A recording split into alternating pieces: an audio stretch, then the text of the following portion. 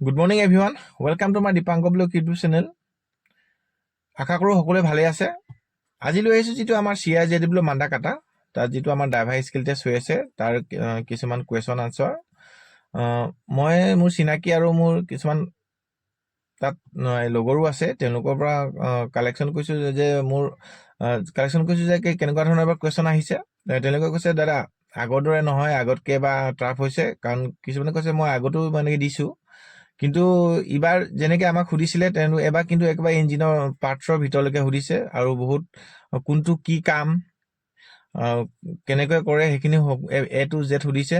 মই বোলো ঠিকে আছে, সুন্দৰভাৱে তোমালোকেও চাই যোৱা, তেতিয়া তোমালোকে সুন্দৰভাৱে উপকৃত হ'ব আৰু ধুনীয়াকৈ সুন্দৰভাৱে পাছ কৰি আহিবা। এতিয়া মই লৈ আহিছোঁ যে কি তাত কেনেকুৱা ধৰণৰ কুৱেশ্যন সুধিছিলে।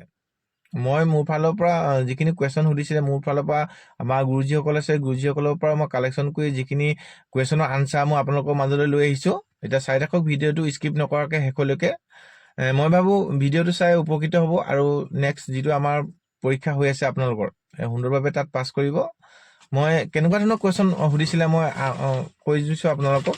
মই সুন্দৰভাৱে লিখি লৈছোঁ যে কুৱেশ্যনখিনি কি সুধিছিলে, কাৰণ মোৰ মনত নাথাকিব পাৰেতো, সেইকাৰণে মই সুন্দৰভাৱে তেওঁলোকৰ পৰা ফোনাফোনি কৰি মই সুন্দৰভাৱে লিখি থৈছোঁ আৰু মই লিখি পিনি আপোনালোকৰ যিখিনি আনচাৰ আছে আনচাৰখিনি মই সুন্দৰভাৱে দি দিম। খালি ভিডিঅ'টো চাই থাকিব আৰু মোৰ এনেকুৱা ধৰণৰ ভিডিঅ'বিলাক পাই থাকিবলৈ মোৰ চেনেলটো ছাবস্ক্ৰাইব কৰি ৰাখিব, যাতে মই ভিডিঅ' দিয়াৰ লগে লগে আপোনালোকে চাব পাৰে আৰু সুন্দৰভাৱে চাই পিনি আপোনালোকৰ এক্সাম দি পাছ কৰি উপকৃত হ'ব পাৰে। এতিয়া আৰম্ভ কৰোঁ যে কেনেকুৱা ধৰণৰ কুৱেশ্যন সুধিছিলে। এজনে কৈছে কি দাদা মোৰ বনেটখন খুলিব দিলে, বনেটখন খুলিলোঁ আৰু বনেটখন যেতিয়া আমি এডাল ষ্টিক দি এনেকৈ বনেটখন ৰখাই থওঁ, দেখিছাই বনেটখন যেতিয়া দাঙি দিয়ে আমি ধৰি নাথাকোঁ, তাৰমানে কি এডাল ছাপৰ্টিঙৰ কাৰণে এডাল ৰড থাকে, সেইডালৰ নাম কি? এতিয়া ধুনীয়াকৈ সুন্দৰভাৱে ক'বা যে কি এডালৰ নাম হ'ল কি ছাপৰ্টিং ৰড। যদি সোধে সুন্দৰভাৱে ক'বা ছাৰ এডালৰ নাম হ'ল ছাপৰ্টিং ৰড, কাৰণ কেলে বনেটখন ছাপৰ্ট দি ধৰি ৰাখে। সুন্দৰভাৱে বুজাই দিবা।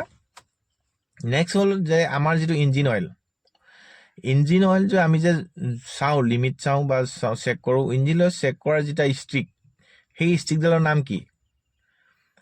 কিছুমানে জানে বাৰু, মই তেওঁ কৈ দিছোঁ যে ডিপ ষ্টিক বুলি কয়। সুন্দৰভাৱে কৈ দিবা যে ছাৰ ইঞ্জিন অইল চেক কৰা যিডাল ষ্টিক আছে সেইডালৰ নাম হ'ল ডিপ ষ্টিক, সুন্দৰভাৱে ক'বা।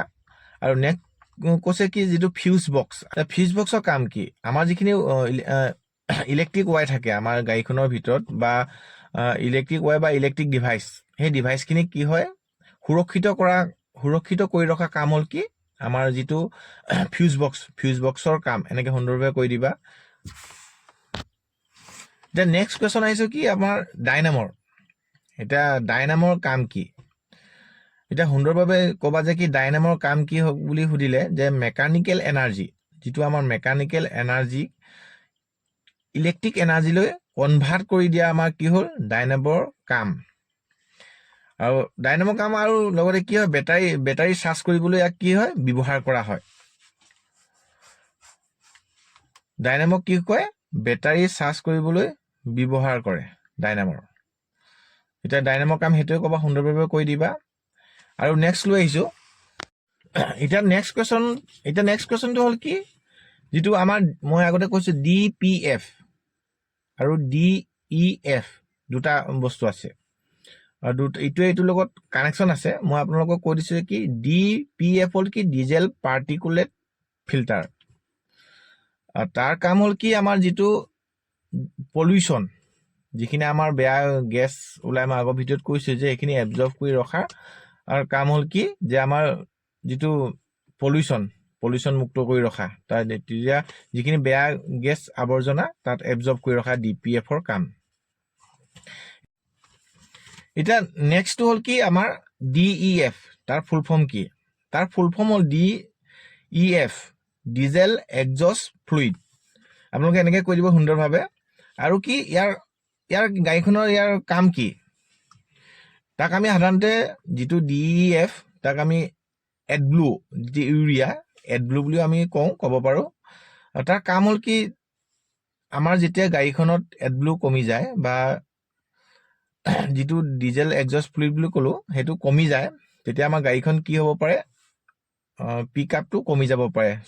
ইঞ্জিন নেক্সট আমাৰ কি ইঞ্জিন বন্ধ হৈ যাব পাৰে।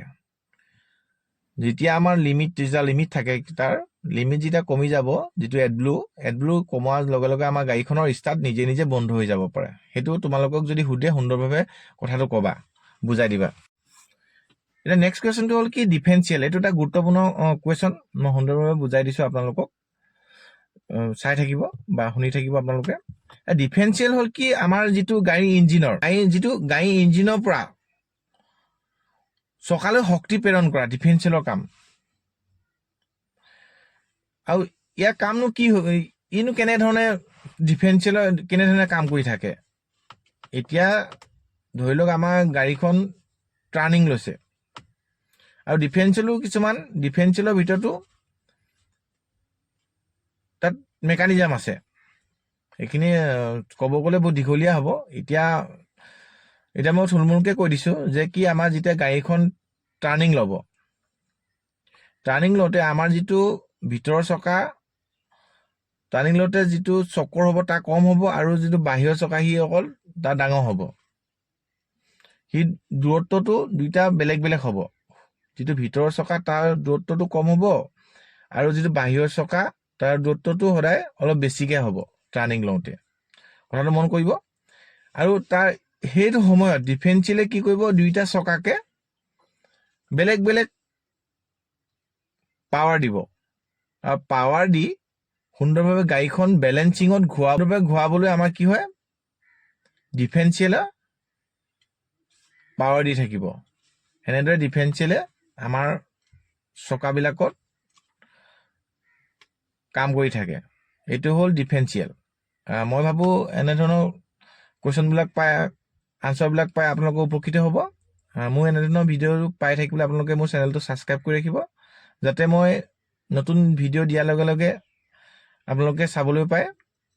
আৰু মোৰ চেনেলটো ছাবস্ক্ৰাইব কৰাৰ লগতে আপোনালোকে লাইক কৰিব, কমেণ্ট কৰিব। আজিলৈ মোৰ ভিডিঅ'টো ইমানেই। ধন্যবাদ।